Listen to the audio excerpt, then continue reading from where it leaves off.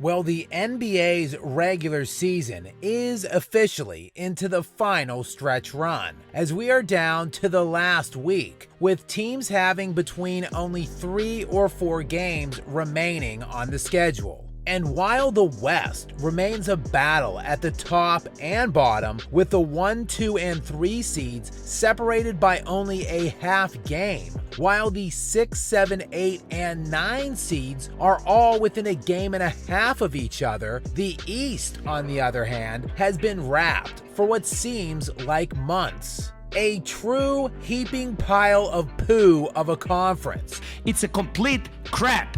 Where the Celtics, who have been historically excellent, are surrounded by teams that don't even look like they could make the playoffs at all if they were in the West. Boston is 62-16 with 4 games remaining, while posting a league best plus 11.65 point differential per game, which currently stands as the 4th best in league history, trailing only the 71-72 Lakers, who are still the golden standard for point differential all time, a team led by Jerry West and Will Chamberlain that still holds the all-time record for consecutive wins in a season at 33. We then have the Kareem and Oscar Robertson Milwaukee Bucks title team from 1970-71, and finally the 72-win Chicago Bulls in 95-96. Yeah, that's it. That's the list of teams better in the regular season than this year's Boston Celtics according to point differential.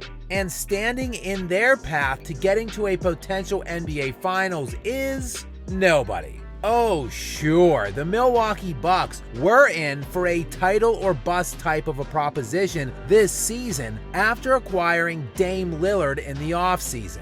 The Bucks, who have had Giannis Antetokounmpo on a historical run of dominance, being named to 5 consecutive All-NBA first teams and 4 first-team defensive selections during that stretch, while finishing top 4 in league MVP voting and top 6 in league defensive player of the year voting every season since 2018-2019, while averaging 29.5 points, 12 rebounds, and 6 assists per game on 57% shooting from the field. And finally, the bumbling, inept Bucks front office decided to pair Giannis with an elite running mate after letting him languish away with the likes of Chris Middleton and Drew Holiday as his top second option for his entire career. And somehow, the Bucks had the best record in the NBA last year, with Giannis playing alongside Drew Holiday as the second best player. Holiday, who of course defected to the aforementioned Boston Celtics over the summer, where he is currently the 5th leading scorer on that team.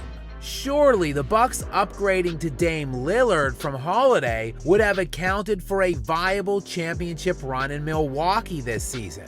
Well, not exactly. Cue the bumbling, inept Milwaukee Bucks front office, who compounded their heinous offseason hiring of Adrian Griffin as head coach by firing Adrian Griffin mid-season and replacing him with walking pile of ass Doc Rivers. That is ridiculously bad. It really is. Whose list of dubious NBA records is long and distinguished. The guy who has the most blown 3-1 leads in NBA history with 3 has added an additional 4 blown 3-2 leads, and he also holds the record for most losses in a potential closeout game with an unthinkable 33, and his 10 Game 7 losses is twice as many as any other coach ever. What a hell of a coaching job. And now, the Milwaukee Bucks are predictably in a total freefall since this burning garbage can took over, sporting an absurd 15-17 record under Rivers, and standing on the precipice of potentially not just falling out of the 2 seed, but slipping all the way to possibly as low as the 5.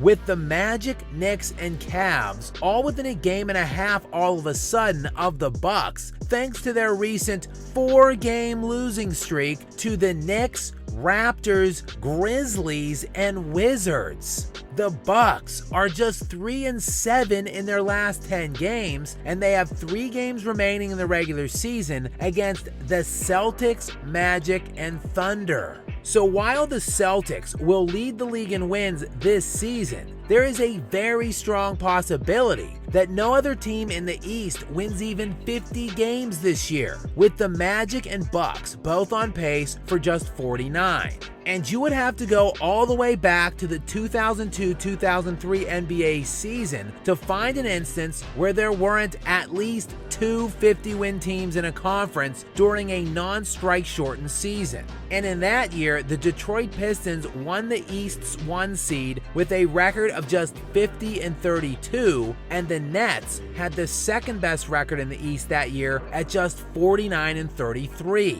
Yeah, that is where we are at this season currently.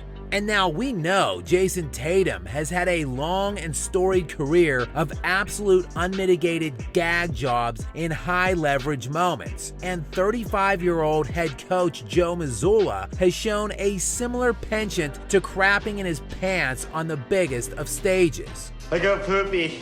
But this year is their year to at least make it into the NBA Finals. Anything else amid this burning turd of a conference would have to be viewed as one of the biggest failures in all of NBA history.